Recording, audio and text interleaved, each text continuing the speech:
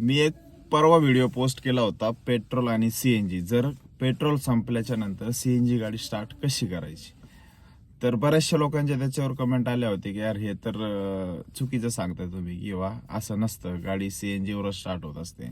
तर मला बऱ्याचशा लोकांना असं सांगायचं की तुम्हाला खरोखर माहितीच नाहीये ना की गाडी स्टार्ट होण्यासाठी पेट्रोलच पाहिजे. ज्या वेळेला आपण चावी फिरवतो त्यावेळेला अगोदर गाडी पेट्रोलवरती स्टार्ट होत असते. तुम्ही डॅशबोर्डवरती बघू शकता की गाडी स्टार्ट झाल्याच्या नंतर पहिले पेट्रोलवर स्टार्ट होते, कारण सीएनजी वर गाडी स्टार्ट होऊ शकत नाही. हेवी व्हेकल्स आहेत त्या फक्त सीएनजी वरतीच ठेवलेल्या आहेत. तर त्याच्यासाठी इंजिन पण तसं बनवलेलं आहे. लाईट व्हेकल मध्ये गाडी स्टार्ट करण्यासाठी अगोदर पेट्रोलचाच वापर केला जातो. सीएनजी ला लॉंग सेल्फ गाडी घेते आणि लॉंग सेल्फ घेतल्यामुळे बॅटरीवर, स्टार्टरवर वायरिंग सुद्धा गरम होऊ शकतात, फ्यूज उडू शकतात.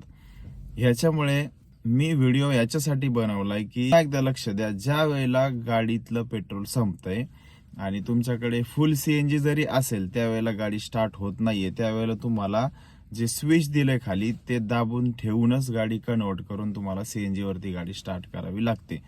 हे तुम्हाला माहित नसेल म्हणून मी तुम्हाला सांगितलं.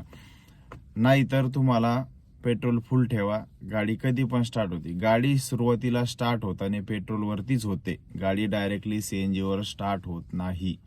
त्याच्यामुळे गाडीमध्ये तुम्हाला पेट्रोल ठेवणं गरजेचं आहे.